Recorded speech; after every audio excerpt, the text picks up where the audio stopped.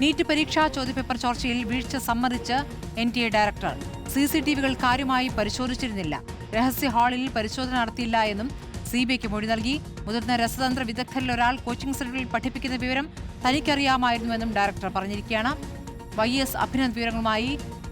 അഭിനന്ദ്, ഇപ്പോൾ ഞെട്ടിക്കുന്ന വിവരങ്ങളുമാണ് NTA director പറയുന്നത്. നീറ്റ് പരീക്ഷാ ചോദ്യപേപ്പറിൽ ഇപ്പോൾ ഈ വിദഗ്ധർക്ക് തന്നെയുള്ള പങ്ക് പുറത്തു വരുമ്പോൾ എന്താണ് വിശദീകരണം?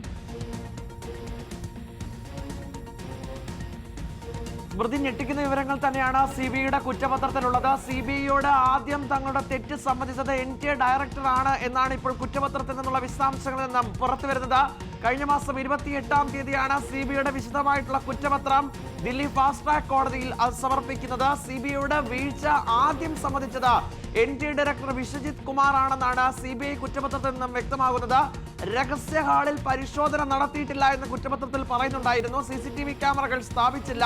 അവിടേക്ക് കയറുന്ന ഉദ്യോഗസ്ഥരുടെ ദേഹപരിശോധന പ്രവേശിക്കുമ്പോഴോ ഇറങ്ങുമ്പോഴോ നടത്തിയിട്ടില്ല എന്നും കുറ്റപത്രത്തിൽ പറയുന്നുണ്ടായിരുന്നു. അതും കൂടി സമ്മതിക്കുകയാണ് NTA ഡയറക്ടർ. CCTV ദൃശ്യങ്ങൾ കാര്യമായി പരിശോധിക്കാൻ സാധിച്ചിരുന്നില്ല എന്നാണ് പറയുന്നത്. ആദ്യ പ്രവേശന ഗേറ്റിലുണ്ടായിരുന്ന CCTV പരിശോധനകൾ മാത്രമാണ് റഡാറിൽ വെച്ചിരുന്നത്. അല്ലാതെ മറ്റൊരു പരിശോധനകളും ചോദ്യപേപ്പർ ഉണ്ടാക്കുന്ന സമയത്ത് നടത്തിയിട്ടില്ല എന്ന് പറയുകയാണ് NTA ഡയറക്ടർ. ഒപ്പം തന്നെ മറ്റൊരു പ്രധാനപ്പെട്ട കാര്യം പറയുന്നത് PV കുൽക്കർണി എന്ന രസതന്ത്ര വിദഗ്ധനൊപ്പം 2 രസതന്ത്ര വിദഗ്ധർ കൂടി ചോദ്യപേപ്പർ അത് നിർമ്മിക്കുന്നതിന്റെ ഭാഗമായി ഉണ്ടായിരുന്നു. ഇവർ രണ്ടുപേരും കോച്ചിങ് സെന്ററിന്റെ ഭാഗമായിരുന്നു. കോച്ചിങ് സെന്ററിൽ പഠിപ്പിക്കാൻ പോകുന്ന വിവരം തനിക്കറിയാമായിരുന്നു എന്നും വിശ്വജിത് കുമാർ പറയുന്നു. അതായത് കോച്ചിങ് സെന്ററിൽ പഠിപ്പിക്കാൻ പോയതിനു ശേഷം വന്ന ബാക്കിയുള്ള സമയത്തായിരുന്നു ചോദ്യപേപ്പർ നിർമ്മാണ വേളയിൽ പങ്കെടുത്തത് എന്ന് വ്യക്തമാകുന്നു. ഈ കോച്ചിങ് സെന്ററുകളിൽ ഒരുപക്ഷെ ഈ അധ്യാപകർ പോയതാകാം നീറ്റ് പരീക്ഷ ചോദ്യപേപ്പർ ചോർച്ചയിലേക്ക് തന്നെ കാര്യങ്ങൾ എത്തിയത് എന്ന് വ്യക്തമാക്കുകയാണ്. NEET, JEE mains, CUT, UG എന്നിവയുൾപ്പെടെ നിരവധി പരീക്ഷകൾക്ക് ഇവർ സേവനം നൽകിയിരുന്നു. അതിന്റെ ഭാഗമായി മാത്രമാണ് ഇവരെ തിരഞ്ഞെടുത്തത്.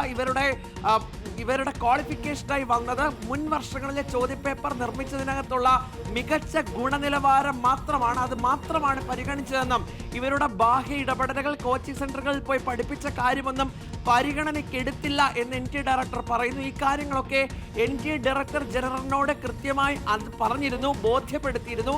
എന്നിട്ടും വേണ്ടത്ര രീതിയിലുള്ള നടപടികൾ ഉണ്ടാകാത്തതിനെ തുടർന്ന് താനും ആ വിഷയത്തിൽ കാര്യമായ ശ്രദ്ധ നൽകിയില്ല എന്നുകൂടി NTA ഡയറക്ടർ പറയുകയാണ്. ഇതിന്റെ ആകെ തുക എന്നത് ഇങ്ങനെയാണ്. അതായത് കോച്ചിങ് സെന്ററിൽ പഠിപ്പിക്കാൻ പോയ കാര്യം NTA ഡയറക്ടർ ഉന്നത ഉദ്യോഗസ്ഥർക്ക് അറിയാമായിരുന്നു, എന്നിട്ടും നടപടി ഉണ്ടായില്ല. രണ്ടാമത്, രഹസ്യ പരിശോധനകൾ അധികം നടത്തിയില്ല. പ്രൈവറ്റ് ആയിട്ടുള്ള വളരെ സെക്യൂർ ആയിട്ട് സ്ഥാപിക്കേണ്ട റൂമുകളിൽ ഡിജിറ്റൽ രേഖകളിൽ അടക്കം കൃത്രിമം നടത്തി CCTVകൾ സ്ഥാപിച്ചില്ല എന്ന് വ്യക്തമാക്കുന്ന മൊഴി അത് CBIക്ക് NTA ഡയറക്ടർ നൽകി. അതിന്റെ വിശദാംശങ്ങൾ അടക്കം ചേർത്തുള്ള കുറ്റപത്രമാണ് കഴിഞ്ഞ ദിവസം നടത്തിയതായത്. NTAയിൽ വ്യാപകമായ പ്രശ്നങ്ങൾ ഉണ്ടായിരുന്നു. അതാണ് ചോദ്യപേപ്പർ ചോർച്ചയിലേക്ക് എത്തിയത്, വിദ്യാർത്ഥികളെ പ്രതിസന്ധിയിലാക്കിയത്, ഒടുവിൽ പ്രതിഷേധത്തിലേക്ക് എത്തിയതെന്ന് വ്യക്തമാകുകയാണ്. സ്മൃതി, YS അഭിനന്ദാണ് വിവരങ്ങൾ നൽകിയത്.